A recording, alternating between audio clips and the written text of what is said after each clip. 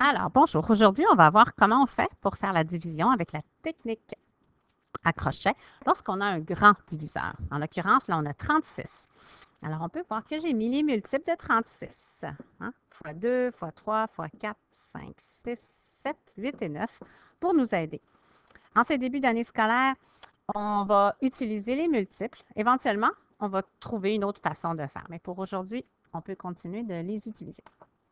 Donc, en mon début, je peux prendre le premier chiffre, mais quand ce n'est pas assez, quand c'est au début de mon nombre, j'ai le droit de prendre les deux premiers chiffres.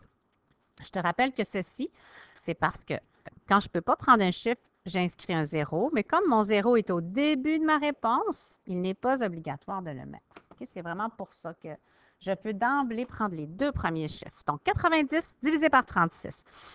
Le multiple le plus proche qui va m'aider à solutionner, c'est 72. C'est le deuxième multiple de 36, donc 2 fois 36, 72. J'ai donc utilisé 72 de mes 90 que j'avais. Qu'est-ce que je n'utilise pas? Bien, je vais aller faire ma soustraction. Alors, 10 moins 2, 8, et 8 moins 7, 1. Il me reste 18. Ce qui est important, quand mon reste semble beaucoup, c'est juste important d'aller voir, est-ce que mon reste est plus petit que mon diviseur? C'est important que le reste soit plus petit. Si mon reste est plus grand, ce sera parce que je n'ai pas pris un multiple suffisamment gros. Donc, on arrête si notre reste est plus grand que le diviseur. Donc, j'ai fini ma soustraction. Je vais chercher le chiffre suivant. Et là, je te rappelle qu'est-ce qu'on fait? On descend et un autre dé, on divise. OK? Je descends le chiffre et par la suite, je divise. Donc là, je divise. J'ai 182 divisé par 36. Le plus proche multiple est le cinquième. Hein? 1, 2, 3, 4, 5. Cinquième multiple. 5 fois 36, 180. Je fais ma soustraction. Il y a 2 que je n'ai pas utilisés. Après ma soustraction, je fais les 2 dés. Je descends le 4 et je divise. 24 divisé par 36, je ne peux pas. Mais il faut que je l'inscrive en mathématiques que je ne peux pas. Comment je souligne ça? Je mets un 0 dans ma réponse. Hein? Ce n'est pas possible. Et une fois que j'ai mis mon 0, je peux aller chercher le chiffre suivant. Et là, ça va me permettre de poursuivre la division. Le 146 divisé par 36. Le chiffre le plus proche que je vais utiliser, sans toutefois le dépasser. Donc, je vais aller utiliser le sixième multiple. Donc, je vais l'écrire, le sixième multiple. Alors, 6 fois 36, 216. Je vais faire ma soustraction. Il me reste 30. Ça semble gros, mais c'est plus petit que mon diviseur, donc c'est correct. Je poursuis. J'aimerais aller chercher un autre chiffre ici, mais il n'y en a plus. Alors, qu'est-ce que je peux faire? Je peux en ajouter moi-même. Qu'est-ce que je peux ajouter? Je vais ajouter une virgule et je peux ajouter un 0 ou 2. Parce que je n'ai pas changé la valeur de mon nombre et ça va me permettre de poursuivre ma division.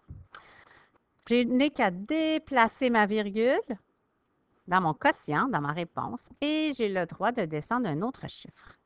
J'ai changé de couleur pour te permettre de voir le moment où on bascule dans les nombres à virgule, puis avant, on était dans le monde des entiers. Maintenant, j'ai 300. Je divise par 36. Le nombre le plus proche que je vais pouvoir utiliser, c'est le huitième multiple. Alors, j'ai 8 fois 36 qui sera 288.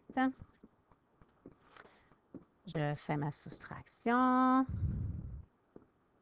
10 moins 8, il va me rester 2.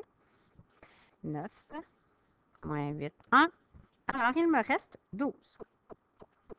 J'aimerais encore continuer. Je n'ai pas tout à fait fini. Donc, je vais aller descendre un autre chiffre. Je peux descendre un autre 0. Je te rappelle que quand on fait nos divisions, on arrête quand on est rendu au deuxième chiffre après la virgule. Donc, je vais aller compléter avec un dernier chiffre ici. Donc, 120 divisé par 36, le nombre le plus proche que je vais pouvoir prendre. Ça sera mon troisième multiple qui est 108. 3 fois 36, 108. Puis je vais arrêter ici, même si je n'ai pas tout à fait fini. Il me resterait encore 12, n'est-ce pas? Mais j'arrête parce que je suis rendue à 2 chiffres après la virgule. De plus, je suis en mesure de voir, pour ceux qui s'en sont rendus compte, qu'il me reste encore 12. Alors, je suis rendue à un point où le 3 se répète.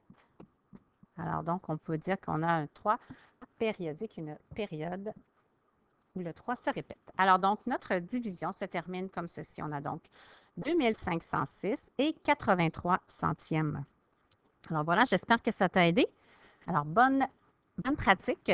Ce qu'on vient de faire, c'était le problème de la lettre D de la page 52 de ton cahier rouge. Voilà. Au revoir et merci.